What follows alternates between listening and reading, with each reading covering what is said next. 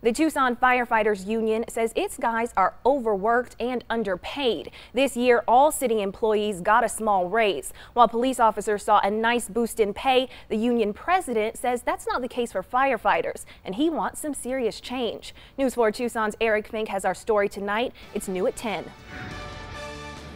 Hundreds of Tucson firefighters work on these trucks every day. When the city gave its employees a 2.5% raise this year, that included the fire department. I first tested for the Tucson Fire Department in 1997.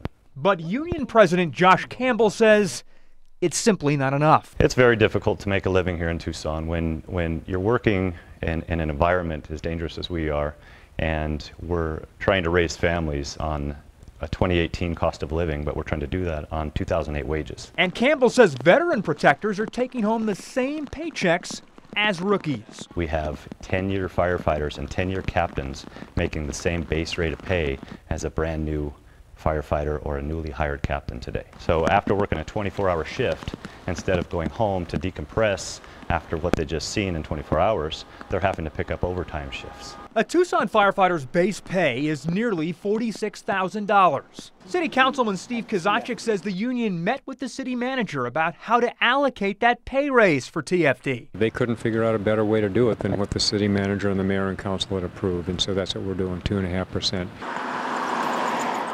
But police officers here just got a 15% pay raise. And as staffing levels dip at TPD, officers can make lateral moves to other departments. That's not the case for fire. If we want to leave the organization and go to another fire department that is offering better pay and more competitive wages, we have to start over, retest, go through that department's academy, and then start over at the bottom of that department's pay scale. There are no lateral movements for firefighters. Firefighters do deserve pay increases. We took care of the police department this year. We'll look at what we can do with respect to fire next year.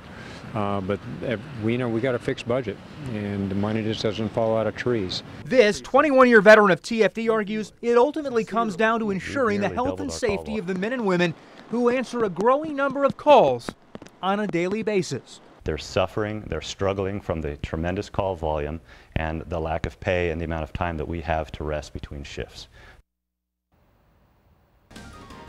It was a beautiful and rainy morning here in southern Arizona and in the Catalina foothills as well. Larry Wazlewski sent this photo in earlier today. A great example of radiation fog and those low clouds. And speaking of low clouds, here's what else they can do. They can produce some beautiful sunsets. David Grinney sent this one in. He took this from the Catalina foothills. Take a look at all that color and those mid to high clouds. Of course, you can keep sending your photos over to us, and maybe we'll share your monsoon moment at newstips@kvoa.com. Now, speaking of rain, we had those isolated to scattered showers that were moving southeast, moving out of Tucson slowly, but now they're more towards the south and southeast near Nogales, near Santa Cruz and Cochise counties. Most of that rain in the higher terrain as well, but that is all about to change, because come tomorrow we're going to see those rain chances increase as that monsoonal moisture and that instability in the air is still in play. So we've raised that from a 2 this evening to a 4 in the Tucson metro, and we will keep it at a 4 in those surrounding areas as well for that monsoon prediction index. And for the rest of the week, we could see those numbers increase on Tuesday as well. So we'll have those details coming up as well in our full forecast. Aaliyah? All right, thanks, Stephanie. And President Trump meets with Russian President Vladimir Putin Monday for a summit despite protests and warnings from public officials. Many encouraged the president to cancel the summit after 12 Russian intelligence agents were indicted Friday. They were charged with money laundering, aggravated identity theft, and hacking intended to interfere with the 2016 election. President Trump was asked earlier if he would push for those agents to be extradited to the U.S. to face charges.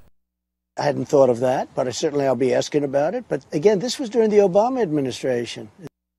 Only translators will be present for the meeting of the two world leaders, and no public events are planned. A southern Arizona lawyer is facing federal charges of mail fraud and forgery.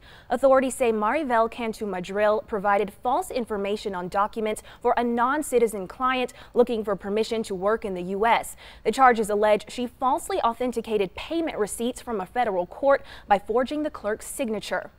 And it's been a year since a family celebration ended in the deaths of 10 relatives.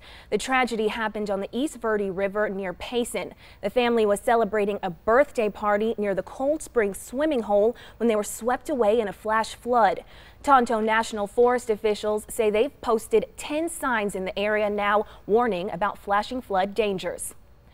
A police impersonator thought he was pulling over a yellow Mustang, but instead he pulled over 2 Arizona state troopers. It happened last week in Mesa, and it raises the question, how do you know if you're being pulled over by a real police officer? And what do you do if it's not? Michael Doudna has more.